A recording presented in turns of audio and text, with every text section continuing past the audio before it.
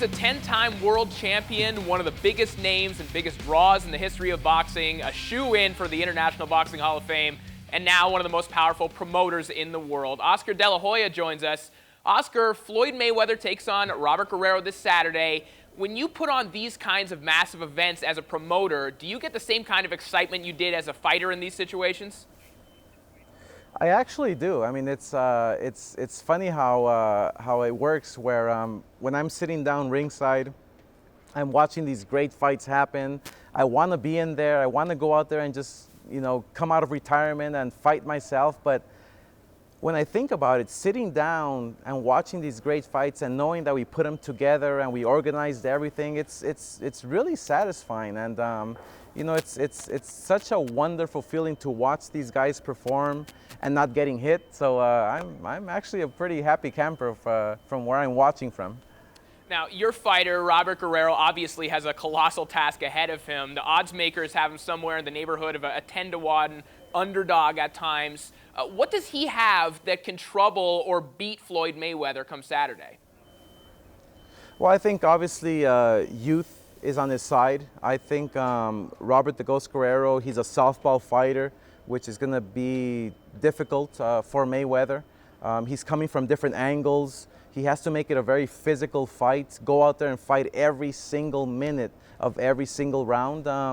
I think there's a lot of advantages that Robert "The Ghost" Guerrero has. It's not going to be an easy fight. I mean, you have to take into consideration that Mayweather has been out of the ring for 1 year.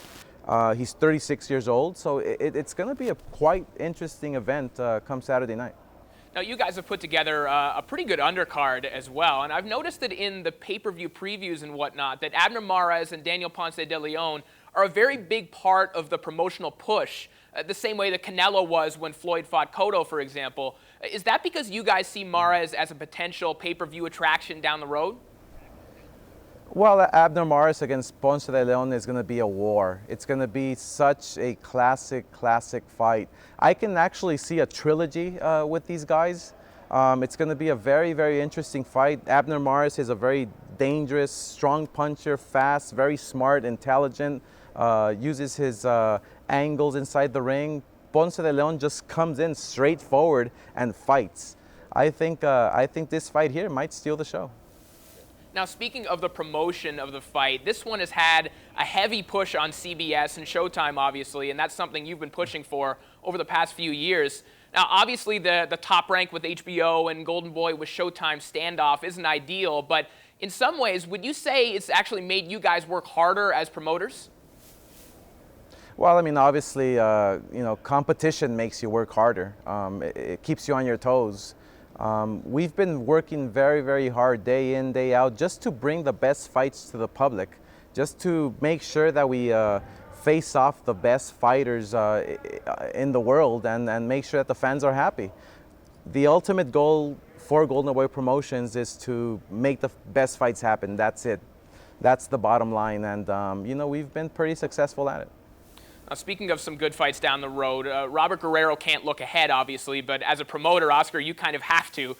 We're hearing two names as the potential next Mayweather opponent, assuming he wins on Saturday, Amir Khan and Canelo Alvarez. Are either of those a possibility, and if so, which one would you prefer? Well, obviously there's several opponents that Mayweather can face after this fight here on Saturday. Or who knows, maybe Robert "The Ghost" Guerrero is going to surprise and shock the world. There's different possibilities when you talk about Canelo, Amir Khan facing Floyd Mayweather, Guerrero facing Canelo. So there's different fights that we can make where the fans are really going to be content, and just watching these gladiators go at it inside that squared circle. Who knows what's going to happen? We have to wait till Saturday night, and that's why it's so interesting, because the outcome of this fight is going to actually put the winner in position to face a Canelo Alvarez or an Amir Khan. Well, we're looking forward to the outcome of this one, seeing how everything unfolds. Thanks for taking the time to be with us today, Oscar. Thank you. Appreciate it.